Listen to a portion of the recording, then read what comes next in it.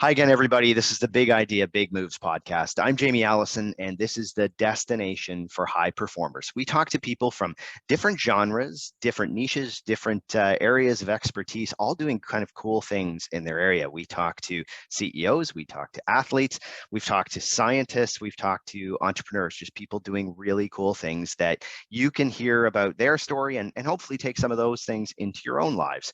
I know today is going to be one of those days where we're going to be able to take away some really cool items and a really cool story too at the same time. Just before we jump into that, a couple of different things is one, if now we are getting to the point where people are starting to make some travel plans, which is kind of cool. One of the places to maybe consider is Wakefield Mill Inn and Spa, and that's just outside of Ottawa in Canada. If you're listening internationally, that's where it is. And it is again, an inn and spa, but it's right on the edge of the Gatineau Woods. So there's lots of really cool things to do in the area. It's a small, cool town. But the other side is we actually had a couple of our guests, Ryan Atkins and Lindsay Webster, both stay there, and they did a lot of their training on all of the cross-country fields and all of those and the paths all through the forest in that area too. So definitely take a look at it. It is wakefieldmill.com if you want to see if that fits. And the other one is that we have a lot of business people that listen as well. And there are things happening and changes in workplaces, whether that's a lot more people wanting to work, stay remote and do things a little bit differently than they did before. So Epitome HR is a company that's helping places be able to deal with those things. You can go on their website and they have an HR assessment that just helps you figure out some of the things that they might be able to help you with. And that is www.epitome, EPITOMEHR.com. So check that out as well. And now we'll jump into our interview today. I'm really happy. This is pretty cool that we get to talk to Alysia Rissling. I know she goes by Riz, so we'll talk about that a little bit. But she is an international top-rated bobsleigh pilot with Team Canada. She has been a multi-sport athlete in the past, having played basketball and track before pursuing a career in bobsledding. She was the first woman to ever pilot a 4-man sled in an official race that had a crew of all women. She competed in the 2-woman bobsleigh event for Canada in the 2018 Winter Olympics with Heather Moyse and finished 6th. She is also now, I know, a bit of a podcaster and doing some athletic influencing as well. And after I think about 22 months of being off for a while, she's back into kind of doing the what she does best and getting back into top form. So we're going to talk a little bit about that today. But I know she has a busy training schedule. So thanks first of all for joining us today, Alysia. Really appreciate it. Thank you so much for having me. I'm happy to be here, Jamie. Yeah, well, your story, I think, I'm finding is a little more prototypical, but doesn't sound prototypical because you were a multi-sport athlete that has kind of gravitated to the sport that you're in now. But maybe walk us through a little bit about your journey to get there, because it's coming from basketball and track is a little bit different than people might think. Well, a little different, but the thing that's so unique about bobsled is everyone has such a different story. Like people come from all different backgrounds. We've had people who weren't athletes at all, and we kind of all just like have the qualities that to be a good bobsledder. And that's kind of what, and the one thing that we all have is we're all high performance athlete driven. So I actually had scholarships in 4 sports, basketball, volleyball, track and field, and soccer. I really wanted my whole life. My goal was always to play NCAA, but my hometown, Edmonton, University of Alberta offered me dual. And it was at a time where I couldn't choose between the 2 sports. I didn't want to make the wrong choice and go to a school for a sport that I was like, okay, well, maybe I should have chosen the other sport, or I always had a hard time choosing. So at the end of the day, it made my mom very happy to stay home. I stayed home for my university career, did track and field. My first year, my basketball team, we went all the way to the national final. So we were really good. The team had not even made playoffs the year before. We brought in a bunch of rookies, had a really great core group of third years, and we went all the way national final. We lost by 4. Still hurts today. Yeah. And after that, I ended up injuring myself. I went straight back to track practice, I think, as soon as we landed off the flight back from Newfoundland. And it was an overuse injury that kind of just blew up on me. I ended up having to get surgery after my second year. I tried to deal with it. It was chronic compartment syndrome. And my coaches said, you have to choose. You can't keep trying to manage both of these. I was a jumper. I was a track and a triple jumper. Wow. So it was extra hard on my shins and just all the volume for basketball. And my team, I was just so in love with my team that it was a really easy choice from that point on, because I didn't want to be an individual sport athlete. So yeah, in my third year of university, we after I was recuperating from that surgery, actually, I wasn't allowed to run yet. So I actually had a professor take me under his wing. He was a former Olympic weightlifter, and he taught me how to do Olympic lifts. Yeah. And I was quite good at them, and I got good at them pretty quickly. And I remember being in the gym working out where the bobsled team was doing a recruitment camp for track and field athletes. And I'm looking at the track and field girls they were recruiting, and I'm like, well, I used to beat her. I was lifting more than all the other girls were lifting. And I was kind of like, why aren't they recruiting me? So I had my professor go over and talk to their recruitment officer, and he said, yeah, she can come try out if she wants to, but if she makes the team, she's going to have to move to Calgary. You're going to be traveling all winter. You're going to have to put school on hold. And I was like, oh, okay, never mind. That's not for me. I had zero interest in that. I was fully interested in finishing my 5 years with my scholarship and my eligibility. But it planted that seed. Yeah. And after university, I took a year off to apply to medical school. I wrote my MCAT twice and I didn't get it. And I didn't really have a plan B. So I was kind of at this crossroads in my life. I was actually really struggling with what athletes will talk about, an identity crisis when they finish their careers. And, I just couldn't help but shake the feeling that I hadn't accomplished everything I wanted to athletically yet. Yeah. So I started training I called down to Calgary. I just said, how do I even try out for this? Because now I'm not a recruited athlete. There's a different avenue to enter the sport if you're not recruited through the provincial team here in Alberta. And Calgary is one of the two tracks we have here in Canada, one being Whistler, one being Calgary. So they told me how I got involved. I showed up to a D camp 2 weeks later after not being into a gym for 14 months. Yeah. And they gave me I did okay. I didn't do great, don't get me wrong, but they said, if you want to try out for the team, tryouts are in 6 weeks. I put myself through 2 days, showed up to try out 6 weeks later, and did enough just to squeak onto that provincial team. Yeah. 1 year in the back seat, learned all about the sport. I fell absolutely head over heels in love with it, and decided that if I was going to become an Olympian, I was going to have to do it from the front seat. So I took the driver school and haven't really looked back from there. I meant to only do it for a couple of years, and now I'm heading into year 10. Is it? Wow, it's year 10 already. Wow. And no, I think I read or I heard the story about when you were preparing for your first World Cup event that you and I think this is a good amateur sports example, is that you had to raise money to actually buy the sled. Is that right? Yeah. So I've gone through quite a few adverse moments of my career, for sure. A lot of people telling me that I didn't have the potential to be great in the sport. I'm definitely not the fastest girl on my team. I'm definitely not the strongest. And I've just managed to kind of keep clawing my way and prove people wrong as I go. And it was a situation, we were heading into my first year full-time on the World Cup. So this would be the 2016-17 season. I had just come off a season where I was winning North America's Cups handedly. I asked what my team got 4 new sleds, and 2-man sleds, that being, so men do the 2-man, so do the women.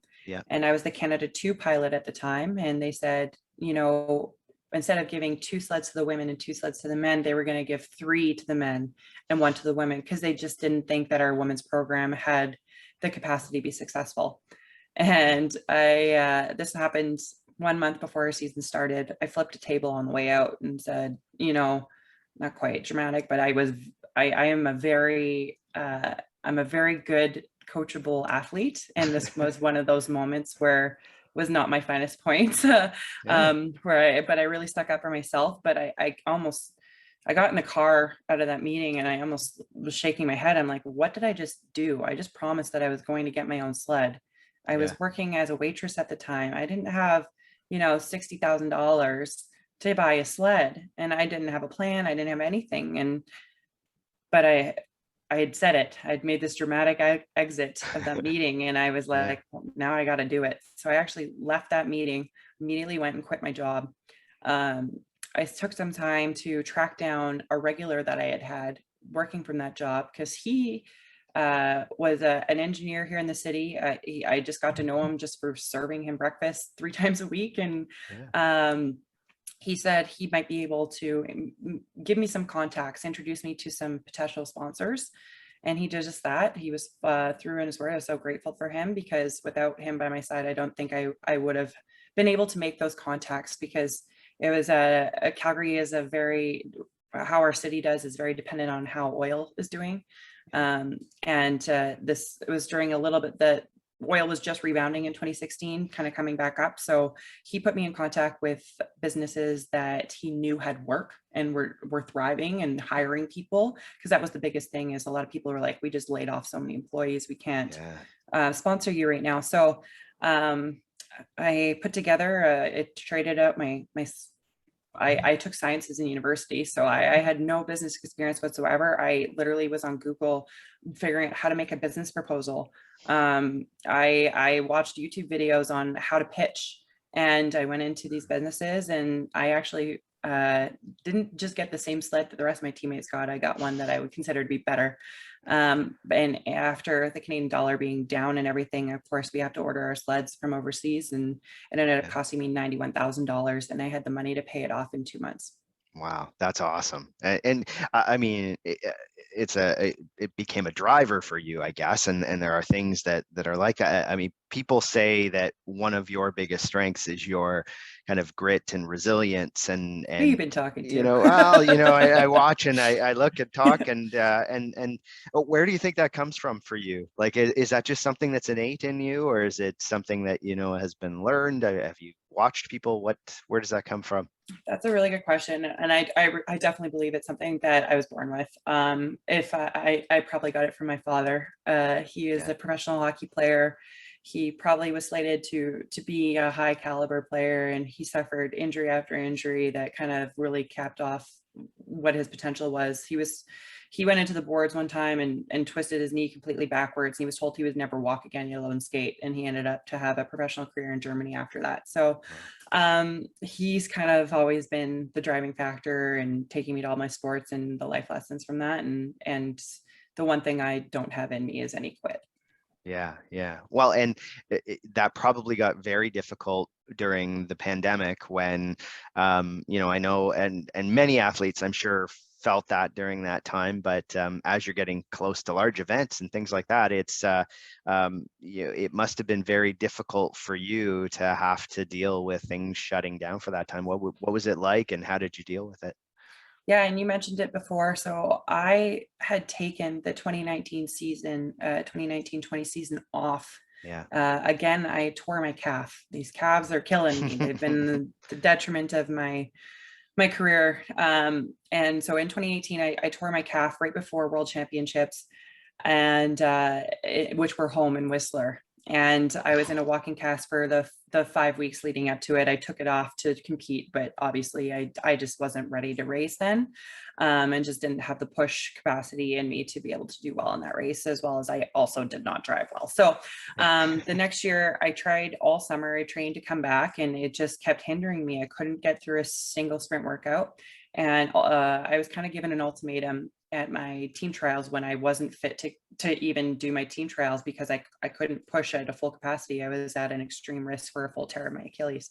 And they offered me an injury card, which it threw me off, because I didn't see it coming. I thought that just because at the time they offered me a spot right on the team just because of my resume, and we didn't really have any development athletes that were ready to go for that world stage yet. And they were right, though, because I just, over the last couple of years, my performance had been declining in terms of my ability to push. And it was because I couldn't train at full capacity. So I took that whole season off. Yeah. and then the pandemic hit. And it's kind of one of those decisions where it's like, had I known there was going to be a worldwide pandemic, no chance would I have taken that season off, like not a chance, because I also had to go to a lot of debt that year because I wasn't competing. So I wasn't able to get the same sponsorship dollars that I was. I was going to school, and I was doing this all purposefully because I had this whole plan on how I was going to make all the money back. I was going to get some sponsorship dollars. I had some serious speaking engagements lined up for the next summer that were going to, even cover because like things like the injections that I had to get, physiotherapy 3 times a week. My insurance ran out by the time season even started, and it just all added up. And then the pandemic hit, and I couldn't even see my trainers for 4 months. It was tough. It was tough. There was a couple weeks of absolute sheer panic when we went into that lockdown. I think I was like in my room sobbing, like quarantining. I did air quotes for that because I just felt so sick, and I was like, maybe I have coronavirus, because I was so sick, because I was just so stressed out. And then I was very thankful last year we actually did get the opportunity to compete. We didn't get to go to the first half of the season, so I missed the whole first half of the season as well. And then we got to go to Europe for the second half. And to be completely honest, I wasn't ready to go. I wasn't where I needed to be. I ended up having to take a job last summer where I was on my feet just because the sponsorship dollars weren't there. It became more about survival just to make it through rather than actually being ready to perform. And there was a lot of tears, there was a lot of upsetness, and a lot of contemplating life, like, why did I even go another quad? I should have just retired an Olympian and been happy and moved on with my life. And unfortunately that didn't happen, and now we're here. And it's almost like it's too close. We've come too far now. I've made it through where there's a light at the end of the tunnel. And it's just, I can't not make that all not worth it. So in that time off, I completely relearned how to run. I kind of had to build my foundation from the ground up. So again, like when we came back into season last year, after not seeing my trainers for 4 months, I just wasn't where I needed to be physically. And I was really, really rusty when we got to the international stage after not being in an international race for, it was 22 months. So it was a weird spot to be in, but we've made it. And with the Olympics being, 9 months away. It's I'm running faster than I've ever run at this time of year. I PB'd my monobob push. Awesome. In the ice house, and it's not quite where I want it to be yet, but I have to remind myself, I'm like, it's June. We're sitting pretty. Like, it's not to happen that in June I'm feeling this good. So hopefully, fingers crossed, that it was all worth it. Well, and you mentioned how stressful that could be, and even just from a performance standpoint, now that you hopefully you'll get back to something that's a little more normal. Even during that time, how do you approach that? Because some people do kind of do things to either de-stress or really work on their mental performance. Do you do stuff for yourself from that end, or is it primarily kind of a physical thing for you? So it's funny because in that time, even the things that I would want to do from a mental standpoint, I used to go in float tanks all the time. Those weren't available. Saunas and do some breathing exercises. Those weren't available for me to go in. But the one thing that I can attribute everything to, and just my ability to remain true to who I am and come back as that resilient athlete that I like to define myself as. I did this thing called cognitive hypnotherapy. And I worked with a man based out of the UK. We were able to meet on Zoom. And working with him not only changed my career from an athlete perspective, it changed my life. It changed how I think of myself. What it changed was it helped me really understand who I am as a person. What are my triggers? What makes me tick? And by working through those things, then I was able to develop coping mechanisms based on what emotion that I was feeling. The thing I learned, being open and honest with everyone, is that I embarrass really easy. And I worry a lot about what people think about me. Now, people can think of that as negative, but it's not positive or negative. It's just based on you. It's what makes you tick, and everyone will have something very differently. So I had to learn how to let that go, how to be true to who I am and not worry about the image that people are pulling me or how people are viewing me.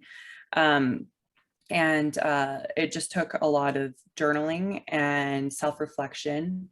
And I now have learned how to say no, which has been very tough for me.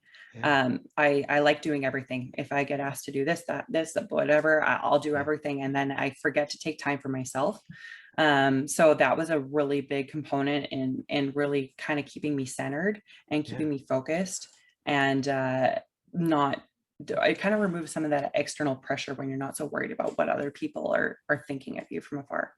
Yeah, it's interesting that you really have delved into that so much. It'll be interesting as you start to get your performance back and all those things, to see how that helps as well, because it almost gives you a different maturity level than maybe you even had before from a performance standpoint, which is Like pretty cool. 100%. I'm like 100% more mature than I was before. Yeah, no, that's awesome. So one of the other things is, I know that you've started to delve into the podcasting stuff and other things, and a lot of that is, from what I've seen, is based on girls getting confidence, and how do parents kind of help their young girls stay in sport and things like that. Is that how important is that to you, and what are some of the things that you're really kind of telling them that is important to make sure that you build young girls up? Yeah. So in 2015, when I was put in that position where I had the privilege of being the first woman to ever pilot a 4-woman sled in an international race, that wasn't an opportunity that I sought. That was one that was pushed on me, and I just happened to be in the right place at the right time, and was performing well at the time that I was given the opportunity. But that really inspired in me my philanthropic wish. If there's one legacy that I want to lead, it's how important sport is for young girls. And sport teaches us lessons of resilience. Sport teaches us lessons of to camaraderie, teamwork, how to manage different personalities. There's just so many things that I learned from sport that are going to transfer to the rest of the world. It is open to the real world, I should say. It has opened so many doors for me. I've got to travel. I'm leading towards a career that I think I was always destined for, but never planned on. And that is, I want to get into sports broadcasting. But it all stemmed from that opportunity where I got to make history. And it's definitely one of my proudest achievements yet to date. So in the podcast world, my co-host Grace is a skeleton athlete. Her and I train a lot together, and it's through Kids Sport Calgary. However, we do have a big Alberta focus, and soon to be world focused, because we're Kids Sport Canada is going more internationally, I guess, or nationally, worldwide, Canada-wide. Holy cow, I'm still this morning. But we people really can like listen to it everywhere. So I'll throw that out there. It's called Face First, right? The Face First podcast. Yes. So I'll throw that out there. So a lot of our messaging right now is just based on, we do a lot of sharing stories as well, but most recently we had a girl from Edmonton on who just discovered she has Indigenous roots. And for instance, she didn't know, so she doesn't have a lot of that culture within her, and her parents actually hid it from her because they didn't want her to feel like she was at a disadvantage, which breaks my heart. So we interviewed her and kind of how she found out. She's a soccer player at U of A, so we're Pandas alumni together. And we also just did one with Girls in Sport Alberta. So we're learning a lot of the data. We're taking a lot of the data, especially to new Canadians, in lower income areas, which is where Kids Sport is very focused, and finding new families that come from cultures that maybe don't have a lot of women's sports, or or value putting women in sports, and just trying to the education piece on like, this is what you can get to. 94% of women in executive positions in the business world have a sporting background, which is just such a key piece to like me, like 94%, like it makes people really perk up and pay attention to what you're doing. So we're just trying to create awareness and really just try to be positive role models for young girls, because when I was a young impressionable teenager, like sport for me ended after university because there was no other option. I didn't see that being something. If you would have told me that I would be 32 years old and still a professional athlete, I would have laughed in your face, because that just wasn't a thing. And the way the world's changing right now, it is, because girls want it and they keep asking for it and they're pushing for it. And it's just such a powerful movement. And the more that we can get girls into it, and I can't wait to see in our future when we'll have, you know, professional leagues for women across Canada and across the world. Yeah, no, that's a real legacy to leave, because it is, and there's so much of a gap. I mean, you mentioned about how many people in kind of top level roles and CEO roles, all of those things, often they do come from that kind of, you know, competitive sport background, or just sports in general. But the linkages and networks and things like that for women versus men is still, and I'll say this from a male perspective, it is not equal as yet, and very much not equal. I'm actually working with an organization now that's doing some of those things to help bridge between, you know, university, college, and into the workforce, because there really is just not the same type of supports and networks there. So what you're doing, I think, is hugely needed, and will make a difference for sure.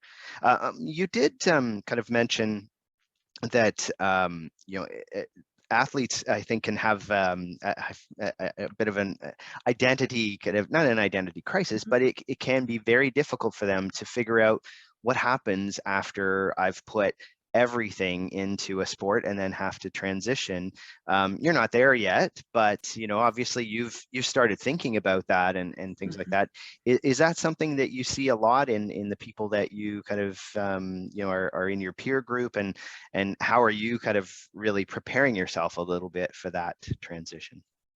It happens all the time, all the time. And it happens to people in very different ways. Some people, it doesn't hit them for a couple of years. For me, out of basketball, it hit me immediately, because I had been an athlete my whole life. So at 21, you know, I failed my first huge goal that I had set for myself, and not getting into medical school. And I didn't really want to go back and upgrade. And I wasn't quite sure what a plan B would be. And I didn't know who I was anymore.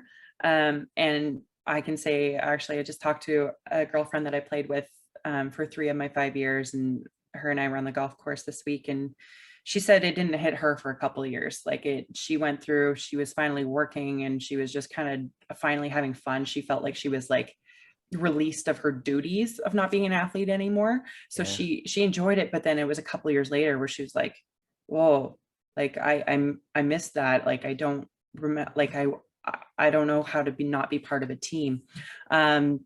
So it happens to everyone very differently. This time around, and just being so aware of what I went through in that year, and just not having something forward to look forward to, I guess, and being excited for my future in the long term. I work with Game Plan. Game Plan is a wonderful organization that Team Canada has created, that works directly with like Olympic level athletes, or anyone that plays an Olympic sport, I should say, because it's not just for people who didn't make it to the Olympics. Everyone who's kind of within the Canada Sport Institute is eligible for it. So I've taken quite a few. I pretty much did every in-service they offered me. I learned how to do my taxes through there. I learned how to, I learned some financial literacy. I took public speaking courses. And from there, they just really help you kind of shape what your future looks like, and helps you kind of, there's networking events where you could meet with people who you might have an interest in careers for. And I wouldn't say I learned what I wanted to do through them, but because of the the resources that they gave me, I really was forced to start to think about what life is going to look like after sport. Yeah. And I've been thinking about it for a couple of years already. So little things that I can do now, I'm trying to really work on my networking of people in the industry that I want to get to. I'm having my media attaché with my team is introducing me to some of the local networks here so I can do some job shadowing, things like that. Just trying to get myself set up for my future so that when I do retire, I will have that more seamless transition that will make life a little bit easier. Yeah. And the biggest thing is I've reached all my big goals that I wanted to already in my sport, minus my Olympic medal. So that helps too. Yeah, yeah. Well, and you'll check that one off soon, so you're fine. Hopefully So. soon. Yeah. So one thing that we always do on the podcast is ask everybody that we interview to kind of give a couple of actionable tips for people related to what we've been talking about. And one of the things that has come out pretty clear is your resiliency and how you've really kind of went through a bunch of different kind of tough things and been able to push yourself through it. So right now there are probably a lot of people listening, whether they're athletes or whether they're professionals and doing different things. They might feel really discouraged right now because for a lot of people this has been a very difficult time. Do you have any tips on, how do you respond to that? Maybe kind of change your perspective. Are there a couple of things that you think really kind of work, and that maybe if they wanted to kind of apply those things the next little while, that they'd be able to do that? I've got two for you. So my biggest one, and it's the one I preach all the time, is always having a goal. And that goal can be a 10-year away goal. It can be a next week goal. It can be an end of the day goal, because anytime we achieve a goal, it actually makes us feel better about ourselves. So for people who feel extremely stressed throughout their day, having a to-do list, and it can be as simple as taking out the trash, having something that you can check off that list, actually, I don't know what the chemical reason why inside, I should know this because I took a lot of physiology, it was a long time ago, but that actually like triggers something inside of you to make you feel more calm. And always striving to work towards something is something that I've always helped make me feel like I have a purpose. And having a purpose in life is actually one of the biggest things that I've learned that helps people feel settled, helps people feel fulfilled. So that's another one that I really preach to people, especially people who are they're in a great job, their family's awesome, and their day-to-day is just day-to-day. And those are often the people that over time they start to slip into that little bit of, I won't call it a depression, but call it into that sadness. And it's because you're kind of just existing. So really take some time to yourself. And that will actually lead me into my second one is schedule time for yourself. Some people call it self-care Sunday. Do it whatever day of the week you can. Take 2 to 3 hours, have a bubble bath, make your favorite food. Take some time to like be alone with your thoughts, think about yourself, think about what your purpose is, what is something that you really hope to accomplish in your life, what do you hope your legacy is going to be, and just by checking in with that weekly, you don't always have to be working towards it every single day, but if it's just like something that you're getting towards, or you have a dream, whether it be your finances or your career or whatever it is, just taking that time to work on yourself. For me, it's a glass of wine and a bubble bath with some pretty slow music, because usually I listen to like some pretty upbeat stuff, and and you have to schedule it. You can't just like, oh, I have some time today, I'm going to take it. It's like you have to make that time for yourself. Otherwise life gets too busy. So those would be my biggest tips. Yeah, perfect ones. And especially I think you touched on something, that it's not just somebody who are maybe early in your career and are often, okay, I want to achieve A, B, C, and D. Sometimes it is that you're in a good spot, but over time, it's being able to kind of, pull, be able to pull towards something, helps Exactly. as well, right? So, Mhm. well, again, this has been fantastic. If people want to follow you for the next little while, find out what you're doing, and obviously as we get closer to the Olympics and things like that, what are the best ways of doing that, Alycia? My biggest one is Instagram. I'm always on there. I always answer my messages. I'm at Riz, Rizz, bobsleigh. And you'll see a lot of workout videos during the summertime for sure. And then the winter, it's all about our travels and behind the scenes of what being an Olympic athlete is like. Yeah. And I also repost some of the stuff from there about when our new podcast drops, which is usually on Fridays. Awesome. So Face Okay. First Podcast, wherever you podcasts are find it well. Well, and what we'll do is we'll put those in the show notes as well, so people can click through. Make sure you subscribe to that podcast. If you haven't subscribed to this podcast, do it right now. We have great guests every week, and definitely, again, thank you. You've brought forth some really cool stuff today, and I know lots that people can take away from today's discussion. So thanks for taking the time, Alycia. Really appreciate it. For sure. Thanks for having me. That was fun. Thanks, Jamie. All right. And we will talk again to everybody else on Big Idea, Big Moves.